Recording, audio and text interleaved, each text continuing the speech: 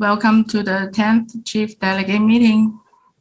And then the goal of this meeting is to drive some real progress. And then this is not much time left for us to fix all these problems. Should we just try one by one and then go faster? And then, but first, we will just go through the update first and then 2 minutes each. I will go first. And then I'm happy to share that EDM-CN have successfully conducted the second trial election on June 12th. And then we share with the community and how everything goes after the first trial election.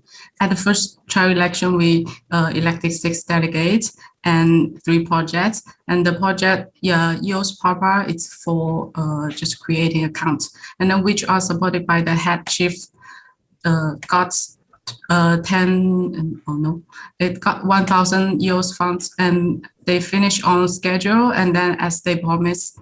And over 3,000 new accounts have been created by it now. And then the other 2 projects have also completed their technical plans and start developed with the support of EDM. And then at the second trial election, this time the project supported by the head chief was to build an e-store on EOS. We will continue to follow up and help them to make sure the project will be launched on time. And the next election will be held on August 13. And we will keep promoting EDM and EOS, get more people and more projects to join us. That's our goal. And that's it. Who wants to be the next? Sure, I'm happy to go next. Been a bit of a chaotic week. To give you a quick overview, so I used my funds to produce the weekly Eden Discord show with Felix and Dan. In fact, this might be a good week this Sunday for if any delegates are free to attend the Eden Discord, so we can kind of be open to the community and to maybe take some questions. I'm going to hopefully be there. I obviously published the Declaration of Independence, and that caused a bit of controversy. Continues to work on the bylaws, worked with Eve and Chris and others to figure out what we need for the MSIG. I produced a short proposal for Edgar, who's done a great job with that. We built a new Eden on ESGM MSIG account, should we need it. I thought we might need to handle the keys, but maybe we don't. Edited the previous meeting and uploaded it and shared it with the community, and obviously started recording some of the community's feedback from the Declaration of Independence, but also the EDA member service, and just generally our approach to being delegates. So that's me. Thanks, Michael. Who will be the next? Happy to go. Just again, Treasury update. Have 1,503 unclaimed EOS, 2,119 EOS are still available to be spent. Our virtual ideathon, hackathon planning is still underway. We're working through budget planning, staffing. We've got an open meeting every Tuesday in the EOS Discord for anyone that wants to plug into that, for the community to participate in planning. And then working on a conference proposal and plan, and doing that with Jesse and the EOS Bees, and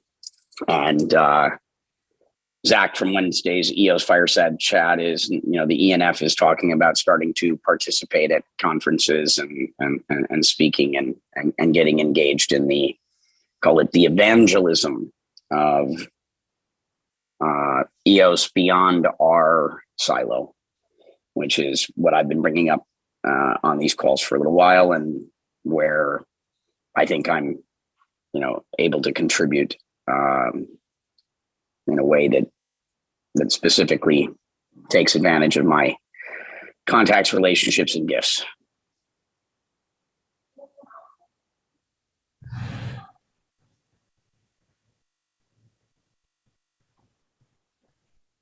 I'll go next. Thank you, Gracie. So again, very hectic week. I was actually traveling during this crypto meltdown. I had to take a lot of time to deal with some of our business treasury. But with Eden, I claimed the head chief delegate funds, and according to the ratified bylaws, sent those that allocation to each of you. as I had promised to do, and also helped create, along with our CTO Javier, a repo for this multi-sig.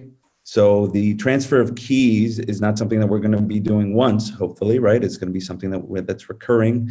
So we took it upon ourselves to make an open source repo, and hopefully that will be the beginning of a tool that future head chief delegates and delegates can use to propose multi-sig key changes. One thing that we do need to define is the accounts and the token transfer information in order to execute that. So that's something we can discuss today, but I have shared in our Telegram group the repo of that tool, and hopefully we can get iron that out and leave something that others can use after us. Thank you for your updates. Okay, Jack. Hey there. Yeah, I'm still on the road, a quarter of a continent away from my house where all my passwords live. So I'm having some technical difficulties. I apologize to everybody. I'm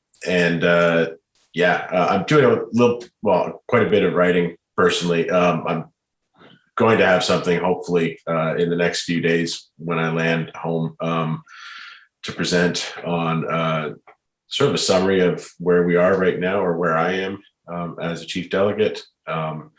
And there's just a lot of things that we have, even we spent a month ratifying the bylaws, and that now we're like, oh, well, maybe we should have spent another month ratifying the bylaws, because there's a lot of unintended consequences to what we've agreed to do, right? And one of the big discussions, I'll talk specifically about the discussions that we're seeing in the Eden community right now. This week is the repercussions of a board of elected chief delegates assuming active permissions for the account, right? And just, I know this is not my 2-minute summary, but it is. It's just like I've been watching this stuff and participating in the conversations, and there's a lot of obviously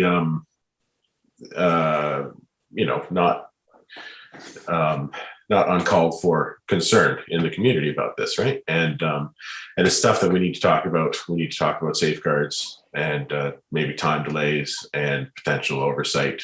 But there's very active conversation finally within the community about the bylaws, right? Sometimes I feel like one of our biggest roles is just to get people talking about things, because there's stuff goes on autopilot for so long when you get into an organization, and then the only time people talk about things is during a crisis. So it's good to have brainstorming sessions where we can talk about these crises without actually having a crisis, right? So we're not having a crisis right now, everybody. We're talking about having a crisis. So anyway, that I will have a lot more to talk about when I get home, and hopefully publish some stuff over the next week. But thanks.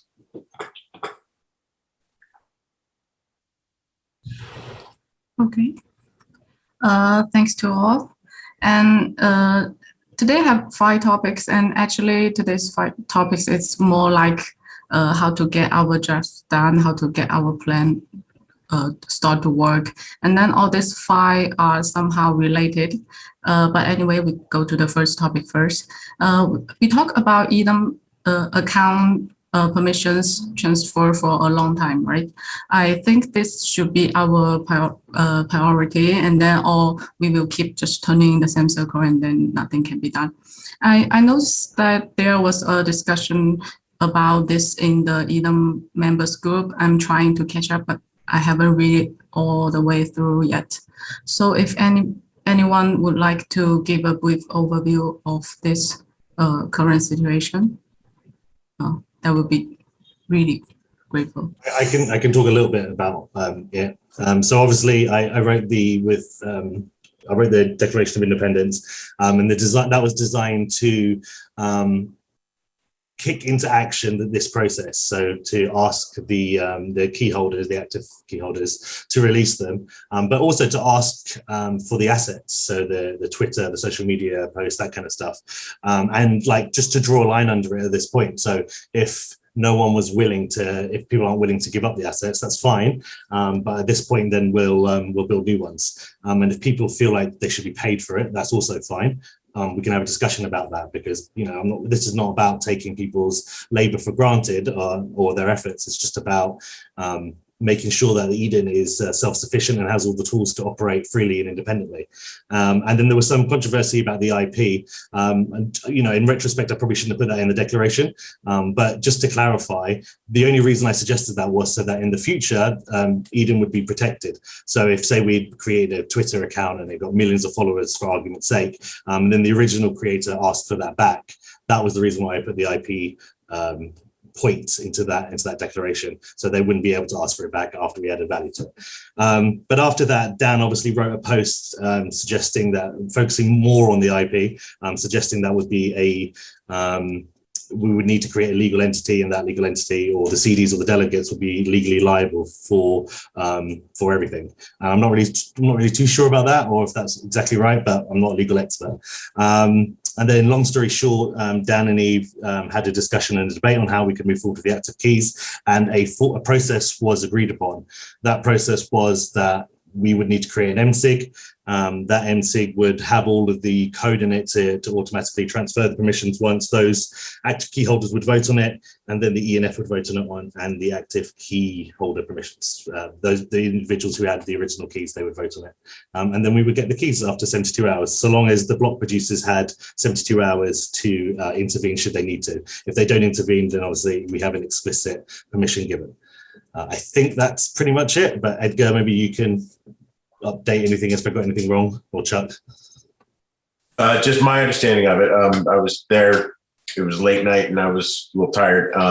But the discussion revolved around the members who are currently the active permission holders. They're Eden members, but they're also members of Fractally LLC, right? And the discussion revolved, Dan's post revolved around Fractally not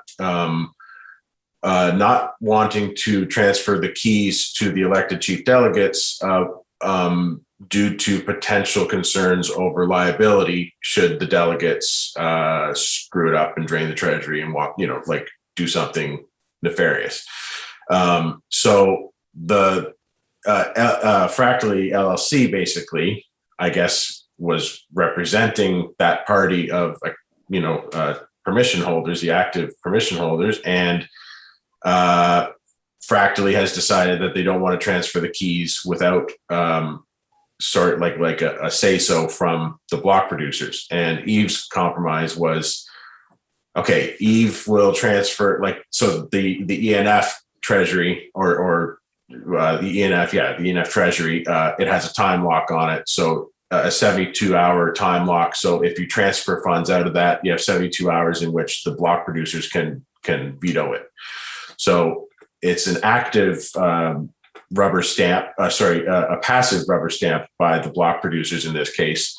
So the ENF is going to transfer Eden 10 EOS, and in that MSIG, the permissions are going to change from, or after that 72 hours, the permissions will change from the current permissions to the chief delegates. So that gives 72 hours in which the block producers can say, no, we don't support Eden, or something like that. We don't support this transfer of power. So I made the point that we ratified the bylaws. It's a standing bylaw right now that the chief delegates should have the active keys. So it's kind of cut and dry in my view, but I can understand Fractally's desire to cover their any potential liabilities in handing over control of this account. So I can understand that. I was a little bit wound up about the whole discussion. Anyway, so that in my perception, it's a matter of 10 EOs changing from the ENF treasury to Eden Treasury. And in that 72 hours, the block producers have the opportunity to veto that. All right, the discussion is a good thing. And Michael, your comment about the IP, these are drafts. This is how it works. Thank you for moving the conversation forward, right? This is what we're here to do. You know, move things forward, get conversations going, and any and all feedback is welcome, right? This is how we might miss something. We're, all doing our best here to get things done quickly in an incredibly short term. So that's good that these things are happening. On the liability front, I have done a little bit of looking into this, and without a legal entity, it looks like we're all personally liable. We don't have a legal entity that limits our liability, and so anything this organization does is likely our personal responsibility. We can be sued and held accountable for anything individually, is my first analysis on it. A legal corporation limits liability and protects us, which is one of the main functions of them. And so that's not a final statement, but I started looking into this, and that's what I thought it might be, but it's likely what it is. Would that be CDs, delegates, or all members? My understanding that would be all members, right? Yeah, all members. Meaning if members of a DAO vote, even to take funds away or cancel contracts, like all those that participated could be held liable, because you don't have anything mitigating liability. It's and we're probably going to see some of that happen with everything going on in the market right now. We're probably going to see some landmark litigation that is going to get tested at some point here, likely as a result of, call it this crypto winter, however long it is.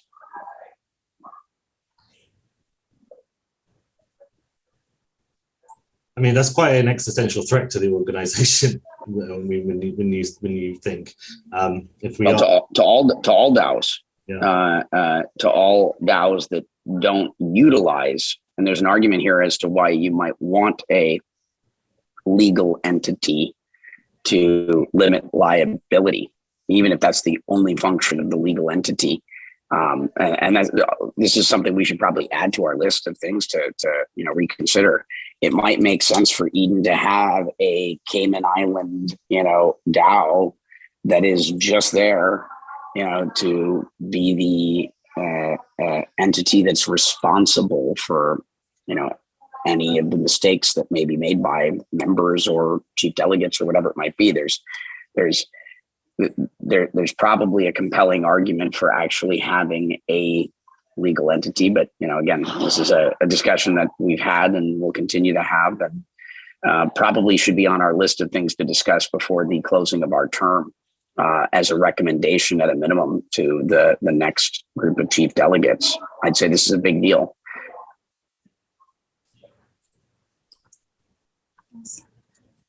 We definitely should talk about that maybe next week or something. But now our first thing is, do you guys think we still can get the active permission? If we cannot, what should we do now? We need to have a plan. If we don't get the active permission, what should we do? How will, just like because we ratified the bylaw and then now the election will be next month. What's our plan? If we don't get the active permission and then we cannot change the code, how can we run the election? And then maybe if we have a way to change the code without getting the active permission, we can ask maybe the faculty team, maybe they are willing to change it for us, or maybe some other plans. I think we should discuss about that, or the bylaw we already ratified cannot be done. Yeah, I mean, I have a couple thoughts. Number one, on the liability issue. Yeah, that's bad news for everybody. No one wants to be involved in something that they're going to get sued to do, especially if we're access to treasuries. In corporate risk management, failing to hedge, for example, you can get sued, right, for not hedging the treasury, for example. So, market volatility also leads to someone saying, well, you didn't properly custody the funds, or you didn't hedge properly, you didn't manage risk properly, or you lost your keys, right? So we're going to sue you for doing so. Or you sent a multi-sig and the wrong permissions were sent to someone else. Not examples here. I think we're all diligent, but this idea of personal liability is huge. And for me, it makes me take a step back and saying, okay, well, what are we getting ourselves into here? I think in Dan's post, he actually talks about the opposite of actually creating something. He says, what you want to do is not create anything. You don't want to hold anything, because then that de facto makes you a general partnership, which increases your liability. So we have to be very careful around just, creating code, creating bylaws, being obviously very, very involved and very public about your wishes, and hoping that no one, acts on that, right? I mean, I think that's definitely making me take a step back. And two, around the code changes and what Gracie's coming up, and I think the biggest thing here is that we discussed this in our first meeting, right? We can go back to the first meeting, and we talked about the unintended consequences of ratifying bylaws that had changes to code, that had changes to permissions, and what happens when we do that and then no one responds, et cetera, right? So this is sort of somewhat of a, we had the foresight knowing that this was going to be a risk. And, if we don't have the permissions to actually enact the bylaws, then what's the point, right? And I think one of the biggest things that we've learned in this process is the chief delegates before us, did they, when they proposed these, right, did they think through who is going to execute this? What is the budget? What is the scope? What are the unintended consequences? Have we discussed the changing of permissions? Creating bylaws to create bylaws, you can't just expect that because it's in a Word document that we all read and agree to, that it becomes code, right? It doesn't change as we've seen, change the UI, change the smart contract, change the treasury, change access. So, do we want to create more bylaws that the next group are going to be unable to execute? It's sort of kind of shooting ourselves in the foot. And if anything, if there is any bylaw, it should be that if you propose a bylaw, you should have a scope, you should have an execution plan, you should have a budget proposed, and you should analyze the risks associated with including that. I think that's number one. And if you don't have that, then leave it as is.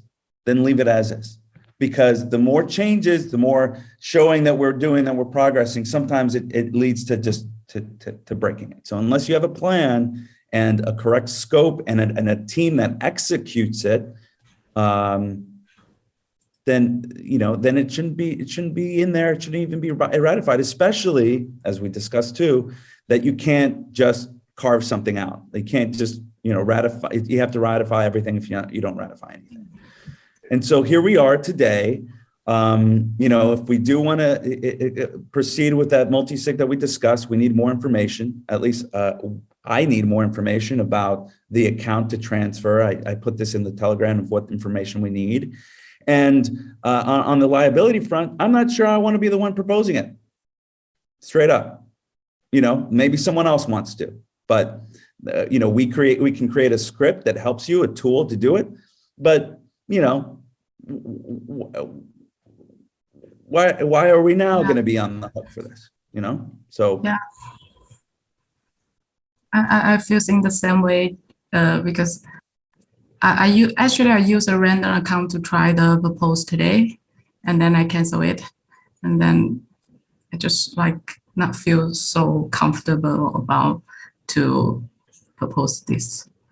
And I want to explain a little bit, just like I said, I write on the agenda, it's try to solve problems with a new bylaw. It's not like we're adding something new and then maybe the next round of the city, they cannot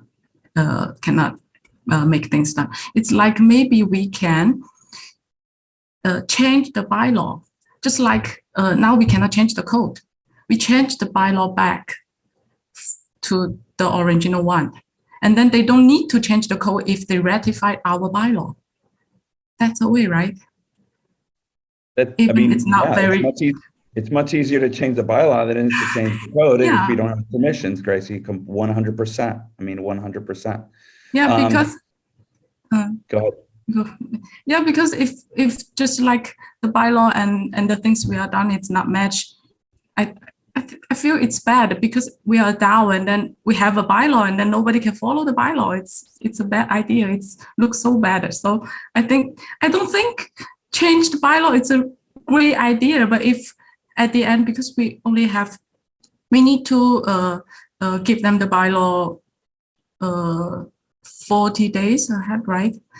So we not really have a lot of times. If at that time at that moment we still cannot do anything about the bylaw we ratify, maybe it's our one option.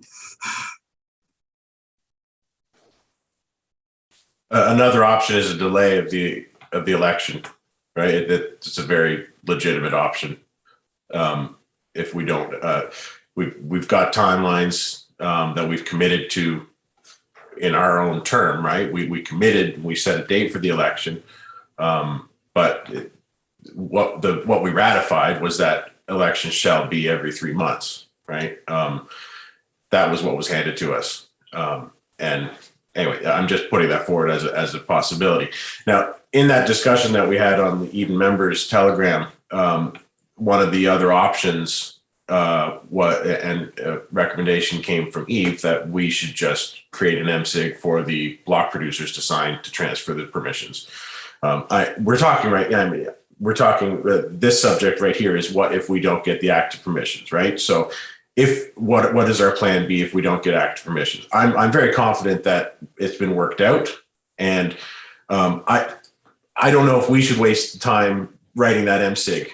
I think that the MSIG that we present to the current active permission holders should be just a straight up vanilla transfer of permissions.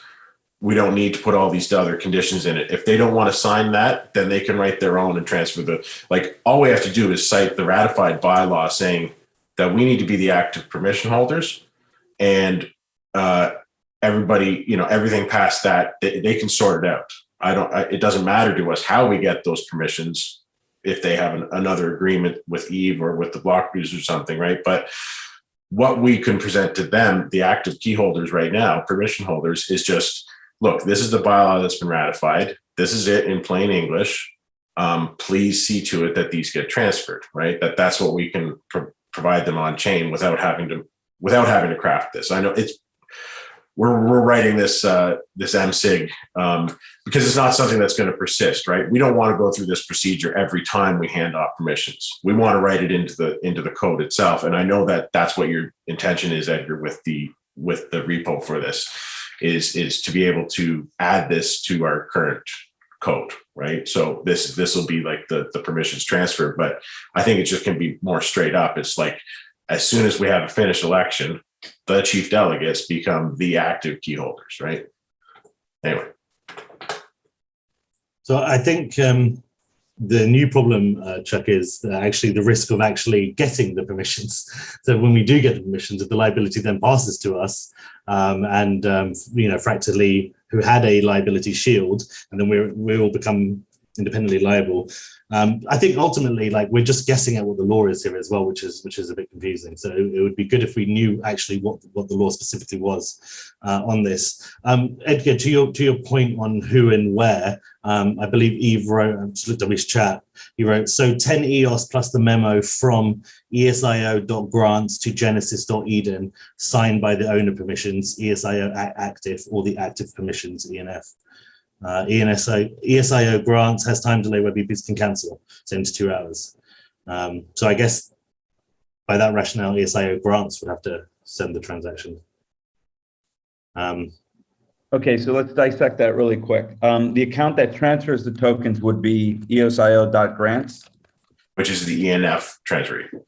Right, okay. The account that receives the tokens would be Genesis.eden. The amount of tokens sent would be 10 EOS. And The message or memo that is accompanying this transaction is what? A link to the bylaws, or what's the message? I don't know. I don't know. I'll clarify that for you later today. I would just be speculating. And then the permission used by the account sending the tokens. So the account sending the tokens would be Active. EOS grants. What permission would it be? Their active key? ESIO at active, yeah. So their active key.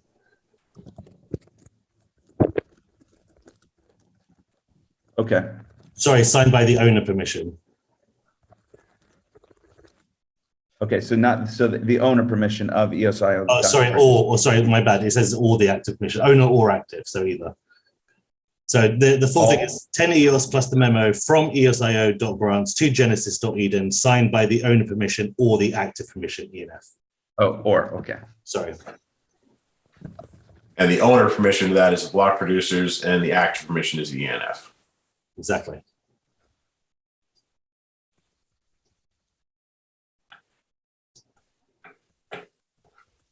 So does that mean Right. That's what we were discussing yesterday, where it was like, if it was the owner, then it would be the BPs, right? That would be signing that. But it doesn't necessarily have to be. It can be the active, which would be the ENF, correct? Okay, well, as soon as we decide a memo, we can kind of put this in draft and we can share it and discuss. But that's helpful. Thank you for going through those things. We wanted to make sure that was clear. Because again, this is not coming from us, right? This is not our idea. This 10 EOS transfer and why we're doing it, and how this is going to come about. As Chuck mentioned, our solution is way more simple to achieve the same. But if this is the way that it gets done, then we'll make our best effort.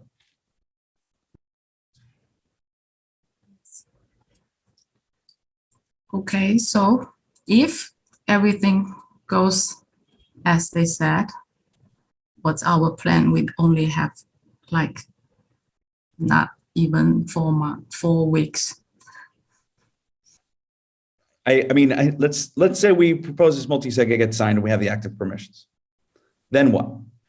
Yes, then what? I'm thinking about just like there is something, if we get it, and there is something we must do. It's like the first we need to change the time of the next election. That will be the first one. If we don't change now, it's almost the time, and then we not just change the time, and then we still need to put an announcement to the community and then let them know it's the elections time is changed, and then now it's only 51 participate or something. We have a lot of things to do on this thing, and then if we are planning to change some other things, we really need a timeline for that. What do you guys think? And then we not really have someone to just said, I want to get response of all this kind of code changing things. Yeah, I mean, Gracie, in your opinion, I mean, you've run these trial elections with Eden community in China, you know, and you've made some changes to the code. How long did it take you to prep each of these trial elections? 2 months? Depends on how many tests we want to run. If you want more safe, we need to run several round of testing, and then that takes time. Only changing the code is not really take a lot of time, maybe 1 or 2 weeks, I think, but not everything. Just like there is one thing we didn't try. It's changing the budget of the head chief. That thing we never tried before. So I'm not sure about that. But if only changing the time of the election or changing the EOs when they join, they need to pay, right? It's changing from 10 to 3. That's easy. That's not a problem. But the other thing I'm kind of not really remembering Right. else. So then let's yeah, that's good insight. Can you guys hear me okay? Sorry, it just said my connection is unstable.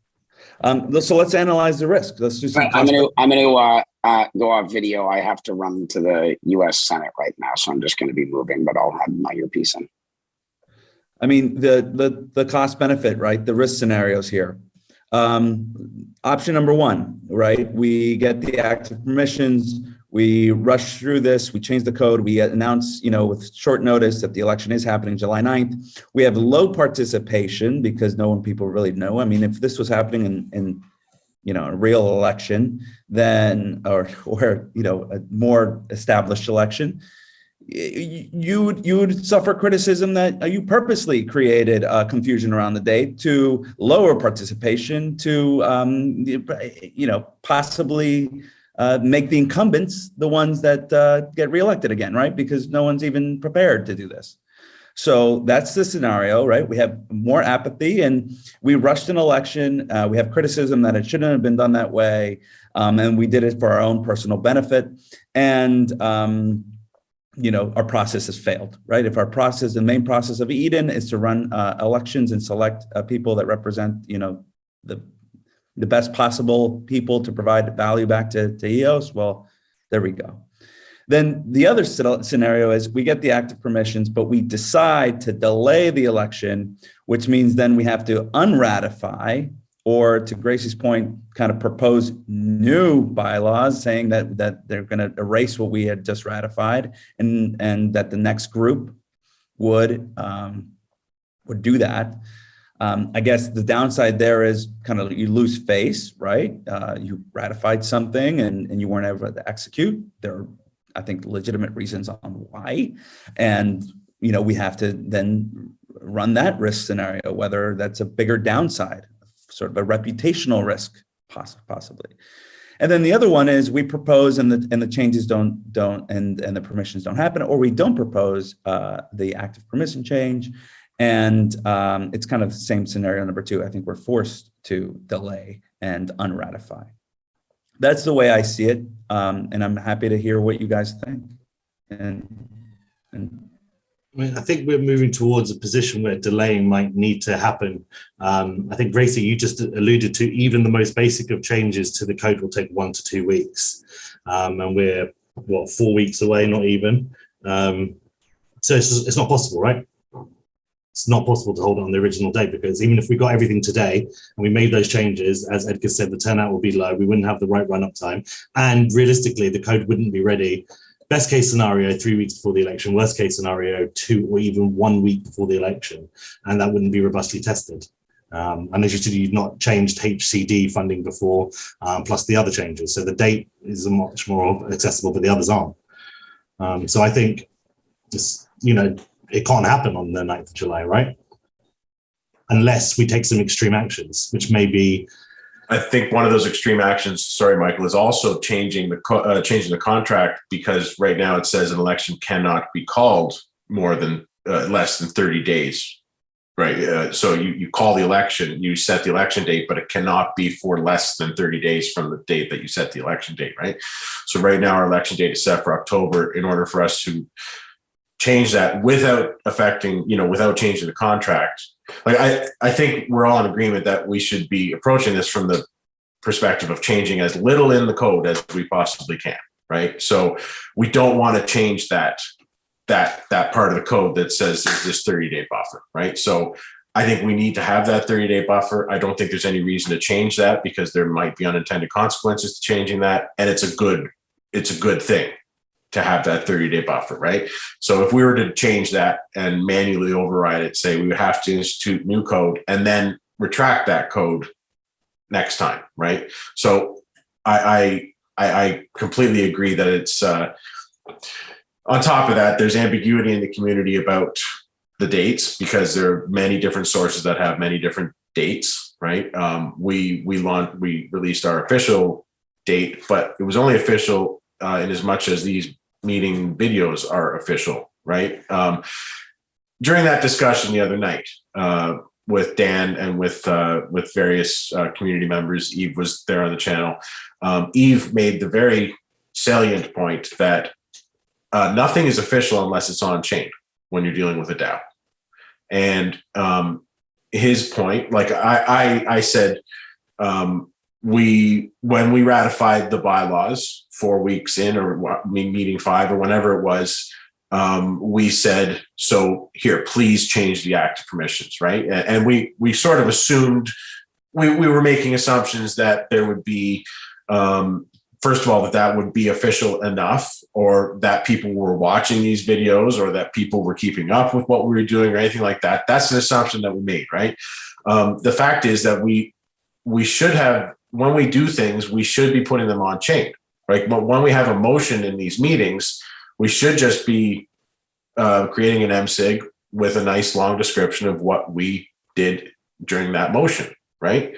Not a memo, but a link to a document on IPFS, right? Something like that, where it's official, it's going to be persistent, and everybody can, where you can explore the DAO on a block explorer, right?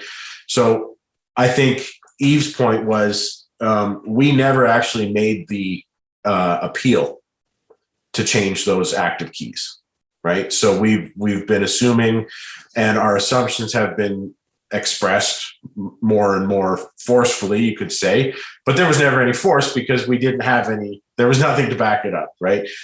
So the force of the DAO is on chain, and I completely agree with this, in order to limit our liability, the liability of anybody involved in this DAO, they have to say, I couldn't change anything because it's in the code, right? So, I couldn't affect, this was a decision that we made, but we want to be able to give people the comfort of knowing that they're operating within some very clear boundaries, right? And so what we need to do when we make these official pronouncements, or whatever you want to call them, is put them on chain, right? So the way that we can put that on chain is just like we were saying, is just a straight up appeal to transfer the permissions. But this discussion has ensued, and it's a very worthwhile discussion. But what I'm saying is these things need to be made on chain. Our announcement of the date was never made on chain, right? Or announced, like even announcements of our intention to change things. These meetings are great, but maybe during the note-taking session, Barnes, we should be writing MSIGs to express the motions, right? So it's something to really think about, and it's something that we can instantiate right now. Like we can start putting our motions on chain, and we can start making, just putting notes on, and then an MSIG to say that we all ratify that note. And I think like the more things we can do on chain, the cooler this is, right? Everybody knows that. And the more we can use it. And as Gracie was saying, the more we can give like little old ladies across the street the ability to interact with this kind of stuff. It's great, and the more NFTs we can hand out to people, the more tokens they can get for participating, and the more they can see on chain, the more legitimate this DAO becomes.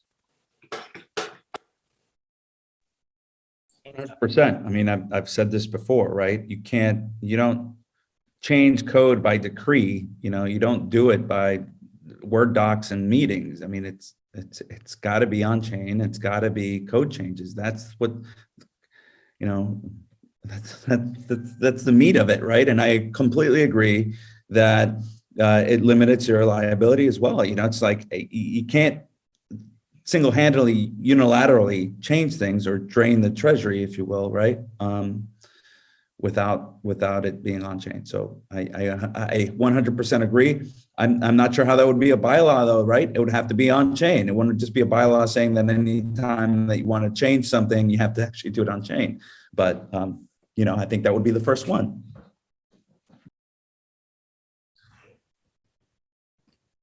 And there is one more thing, talking about the code or the everything or the assets or something.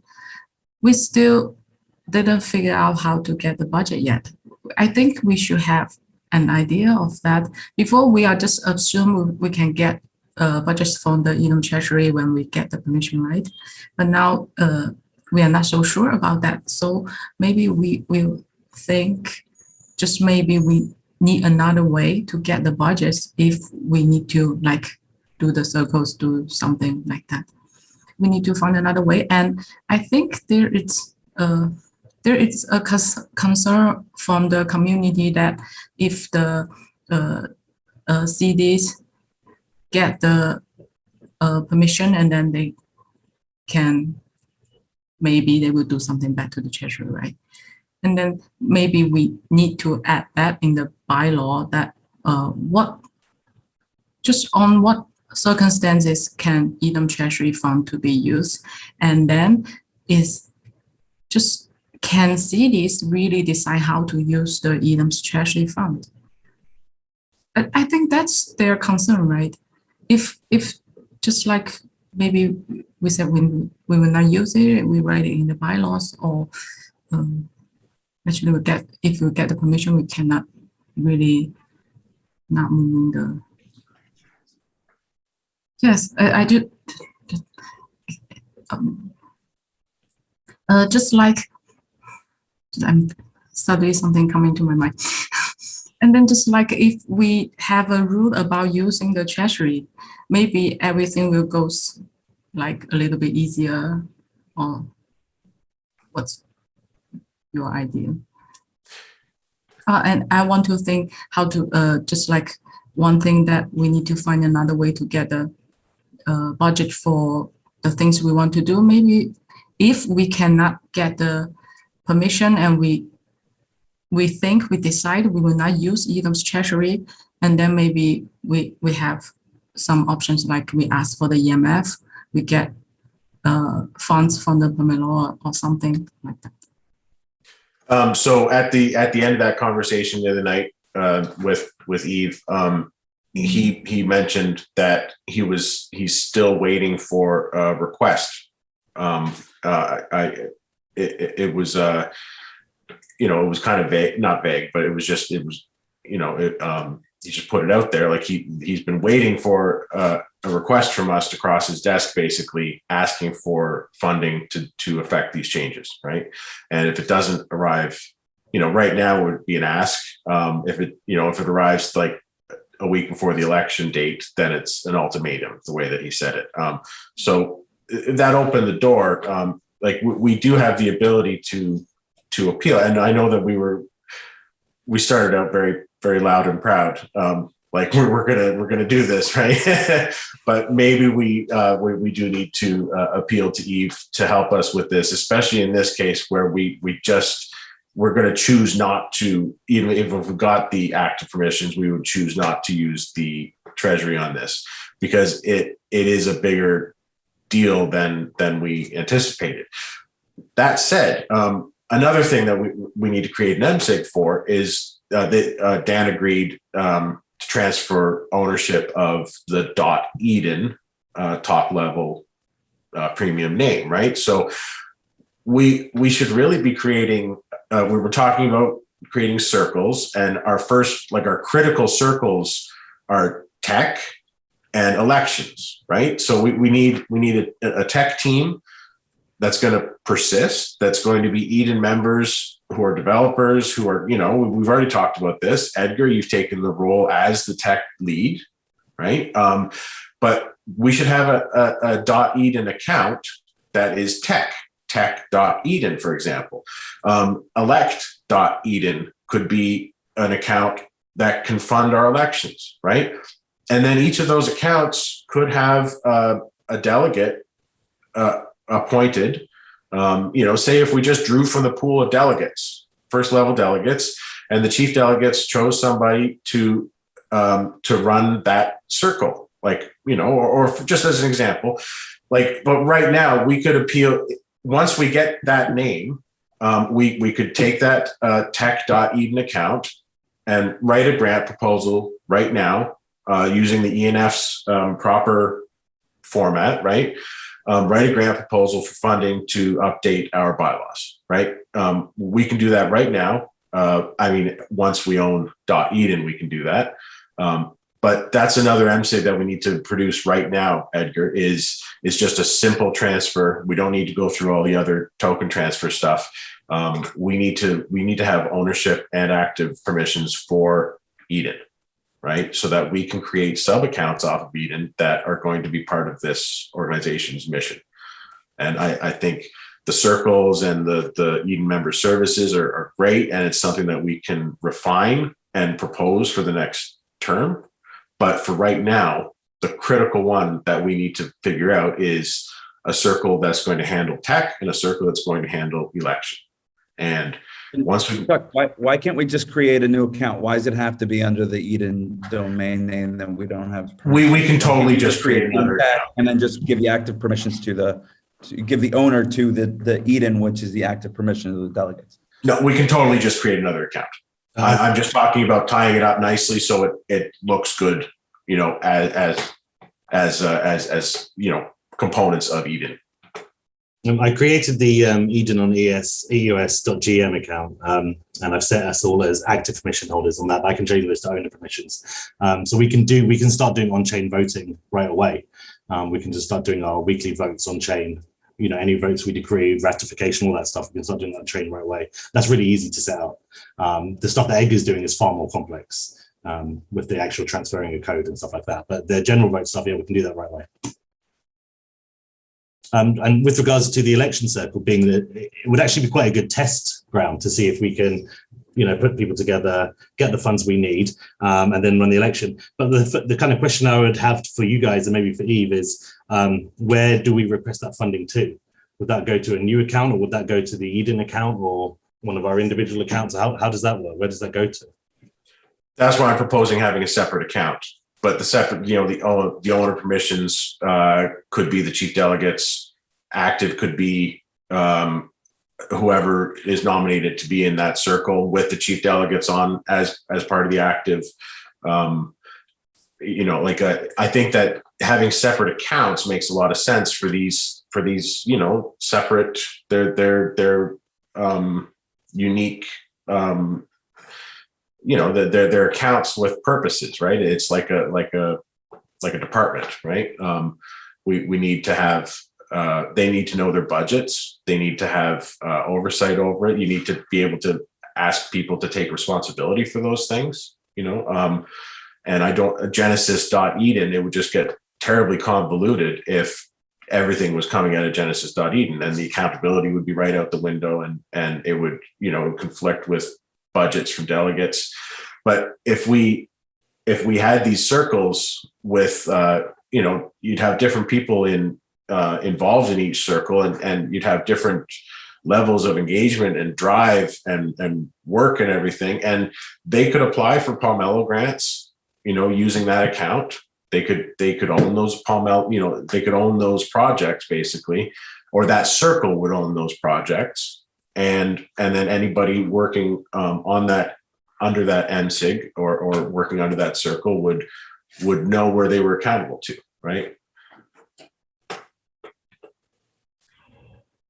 So I get where you're going at, Chuck, and I know we've had a lot of these discussions, but I think, what we've learned is keep it as simple as possible. Keep it as simple, create less accounts, create less permissions, have to just less changes to the original code, because we've noticed it just causes more and more issues, right?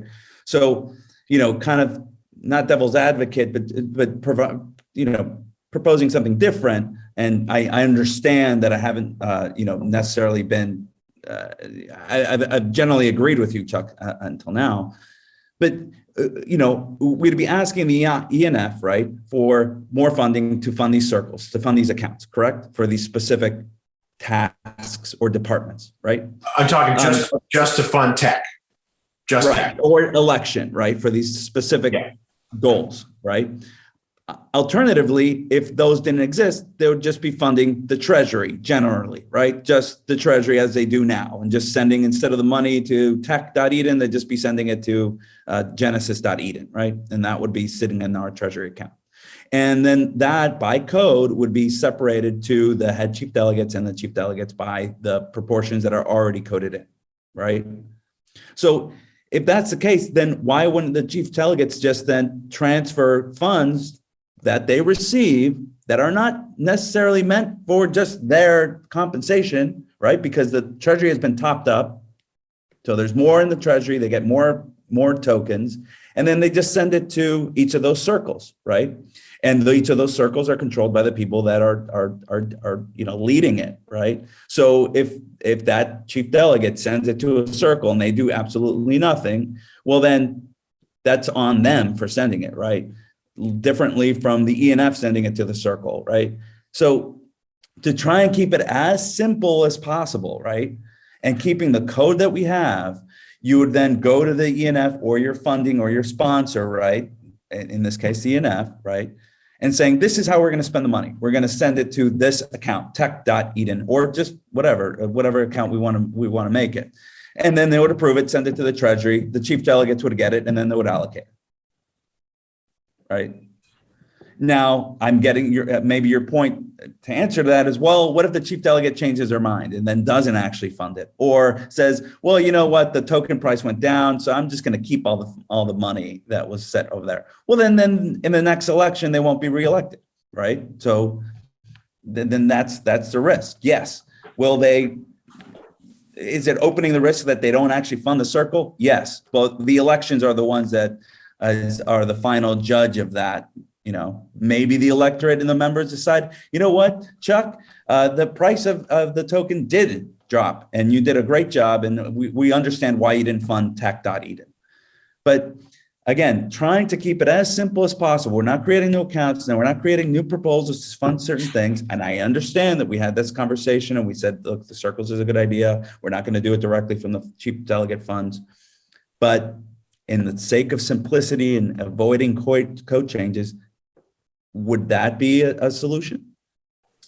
I think it would be, except in the case where, like right now, we're drawing down the Treasury at a rate of 5% a month, right? So if we had an expenditure of, say $50,000 to do this update, for example, right?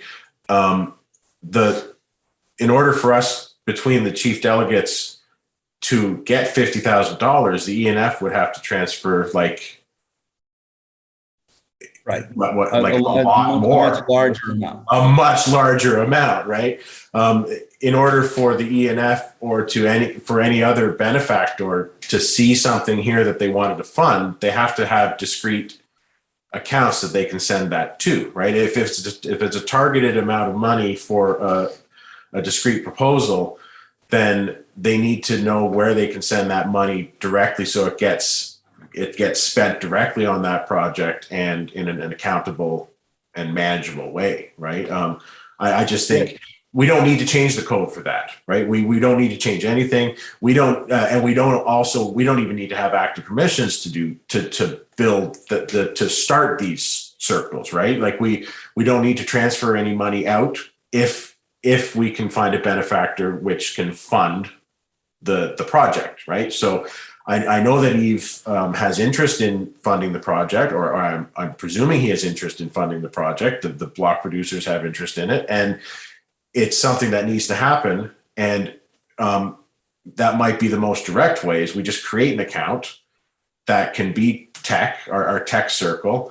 It can fund everything that we need to do, and it can then go on as its own entity, sort of its own offshoot of Eden, and apply for more grants and start that whole cycle, right? Like it can become self-sufficient depending on the drive of the workers who are in that circle. Yeah, each circle could be its own spoke that applies to grants directly, away from the chief delegate funding, away from the Eden Treasury funding. It's just exactly. Then the same way that Bywire might just apply for an ENF grant to do the PR for Eden, right? That's a by-wire grant funded by the ENF, very similar to a circle, but it's not going to a treasury fund that then is allocated by chief delegates. The chief delegates funding mechanism is completely separate to that. Adania could then apply for a grant to do code changes for Eden. Whether they get merged or not, that's probably up to the chief delegates, right? But they could pay, or Gracie could apply for the same thing to run trial elections, right? And there would be a grant specifically for that away from the treasury, and that way we're not. I'm just kind of looking at ways that we can just not make changes, right? We just keep it as simple. I think adding accounts, adding account, and each account can have their own contracts in there. If we had cn.eden, for example, as a primary funnel for the Chinese community, it's something that it doesn't have to affect the Eden code or the Eden contract or the Eden treasury at all.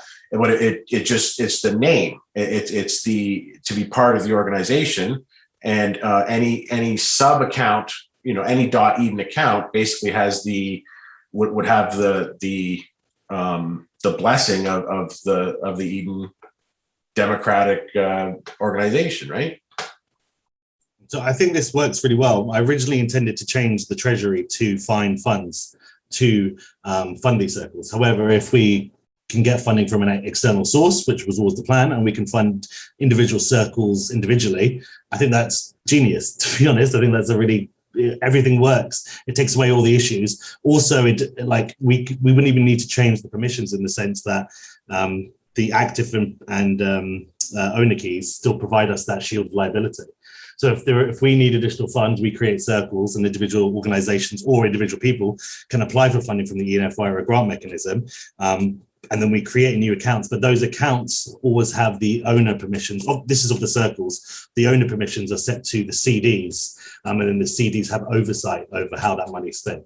Then I think that works really well, as long as we can add a 72-hour delay as well to fund transfers, and the CDs can release money, or the ENF could release money to the various circles based on milestones. So that would kind of limit the ability to say, I'm not doing it anymore, or I'm going to run away with the funds. So you get the first milestone every month, or whatever it may be. That's a turnkey solution that I think would work right away. And it would allow that circle also to apply for Pomelo grants if they want. They can apply to anybody else that wants to.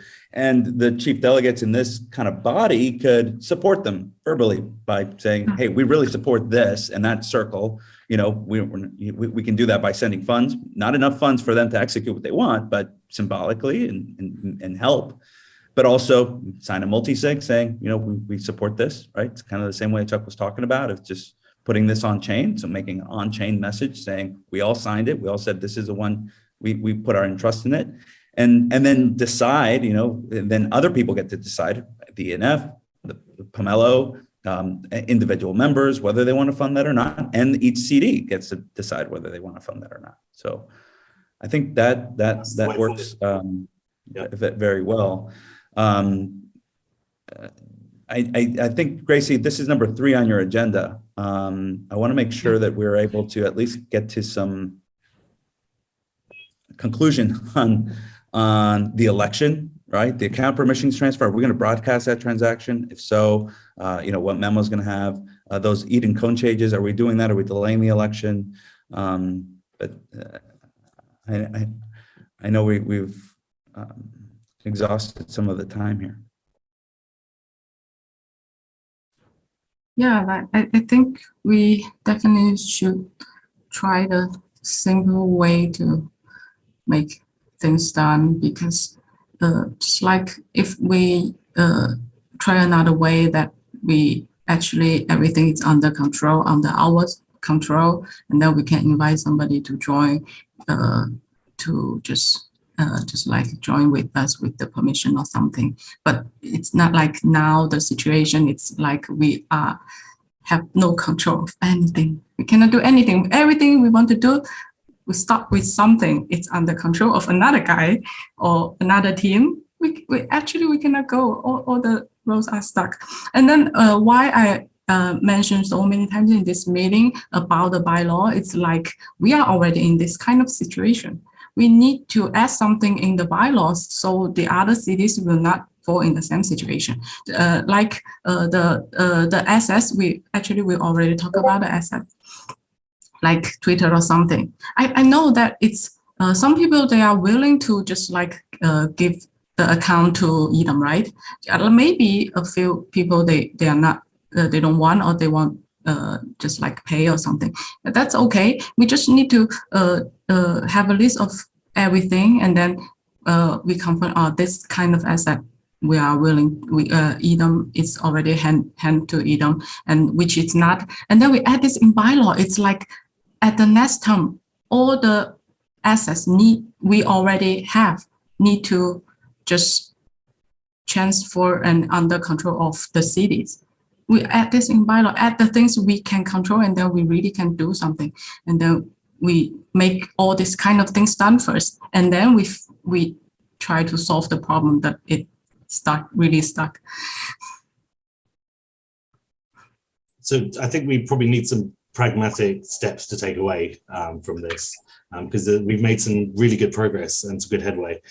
So I think we might need some owners to take charge of certain elements. So, I mean, I'm happy to write up my proposal for the member service based on the volunteer aspects and everything we've just discussed today to tighten that up. And I suggest maybe we collectively write a proposal to the ENF then to ask them to fund the election in the way that Chuck and Edgar and Gracie have laid out, with the new accounts, and see what the community thinks about that and see what they think about that as well. But we still have the problem about the bylaws. The election is going to be, obviously, I think the election is going to be delayed. I think that's clear. I think the 30-day limit is really important. To what Chuck said at the beginning is, if we change that 30-day rule now, others will use that as a precedent to change it to bring elections forward for nefarious reasons potentially. So I think that should be a thing that never changes, because it was a good safety feature.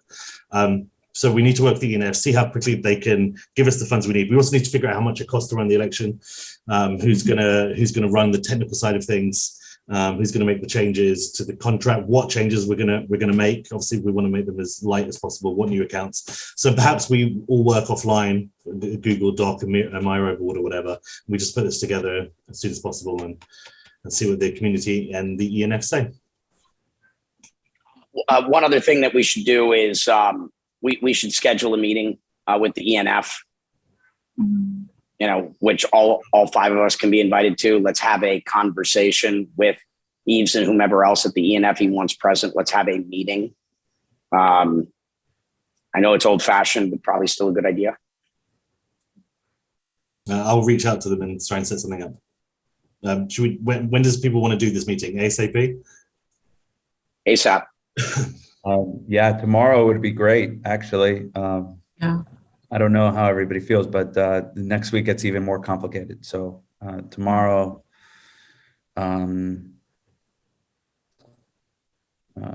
but wherever they're available and everybody else is available. It could be tomorrow or Saturday AM and Eastern time works for me. Yeah, Saturdays would work for me as well. I'm going to be on the road driving quite a distance tomorrow, but I can participate over Zoom phone, right? So I won't be on video. But the meeting happening quickly is more important than all five of us being present. For sure, we don't need to. So we can update each other, but I think it's important that the two organizations have a formal meeting and conversation in light of everything happening. And is there any messaging we want to give to the community? I mean, one of the things that you do here, viewing, is whatever we do in either way, we've got a problem, and how we message and communicate that and get feedback from everyone is also probably important. Yeah, I think if you watch all these meetings, it's clear, we're doing what we can, and there's we've been put into a situation where in many respects we've been set up to fail. Damn universe. Yeah. Brock, I was just thinking about a way to sort of cushion that blow, whatever you want to call it. These Wednesday meetings, which I unfortunately missed yesterday, but it's using our process to get together and assign value to our members' contributions, right? So people are showing up on Wednesdays, Eden members or not Eden members. We're all talking about how we're contributing to EOS, to the Eden idea, and we're all and everybody's earning NFTs, Eden respect tokens, and actual liquid EOS. And if we could contribute, I'm going to be contributing some of my budget to that. And it's an account that's going to be NSIG'd with various Eden members. And we're going to be distributing funding to people who are just showing up on Zoom and talking about what they did that week.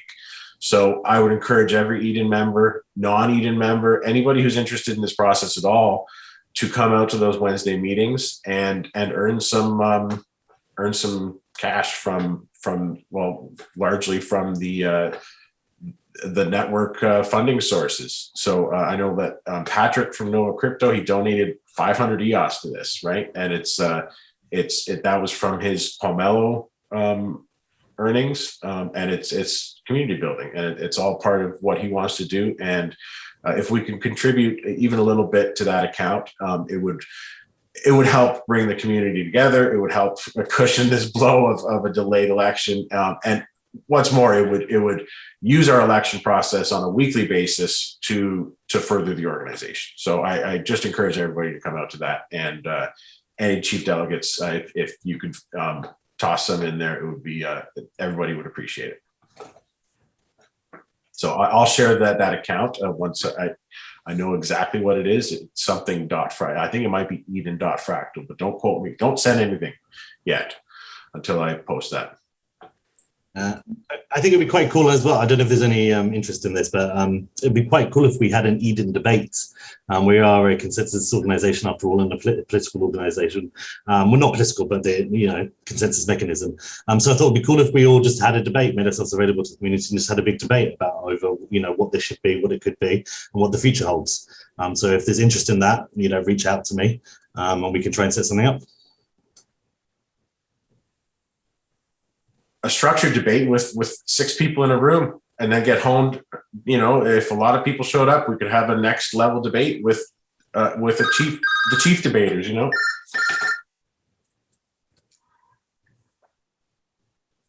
I want to say that actually we go through all the topics on the agenda, and that actually we go through most of the problem that we have, and then we come out with some plans, options, and then we all agree we want to make everything more simple and more efficient, to push everything to move forward, to try to at least get the things we can to be done, get more things done.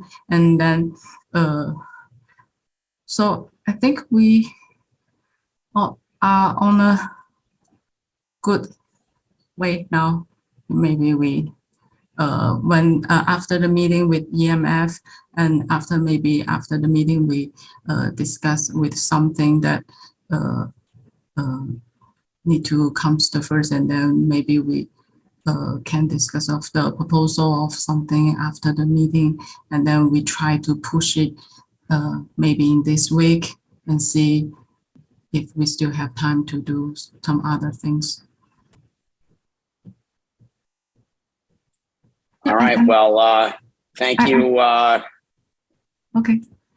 I got one more question. If we can get the proposal, just like the active permission transfer to be set, what is the threshold we want to set? Now it's 2. But for the CDs, do you guys think 2 is okay, or we need to add it 3 or 4? I personally think 4. That's the bylaws of 3/4, isn't it? +1, I think so. In our instance, it would be 4.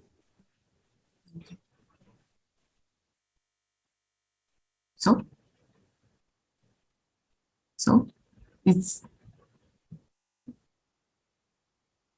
I got a conclusion of the meeting already. Did anyone have anything to share? Or we'll just end the meeting and talk tomorrow? Are we gonna wait? Sorry, last thing. Are we gonna wait for this meeting to broadcast this the multi-sig or we can prepare it and talk about it later, but are we gonna wait till tomorrow until we confirm a time? Yeah, I would say so. Let's see if we can prepare it and it's ready, and then go from there. Basically, you know, I don't. Okay. Cool. Great. All right. I'm on the same page. Just want to make sure. Thank you. Okay. Thank you, Gracie. Thank you very much. Thanks, Gracie. Great sharing. Thanks to see Brock, Edgar, and Chuck. It was very good. Yeah. See you all next week. Thank you. All right. Thank you. Bye.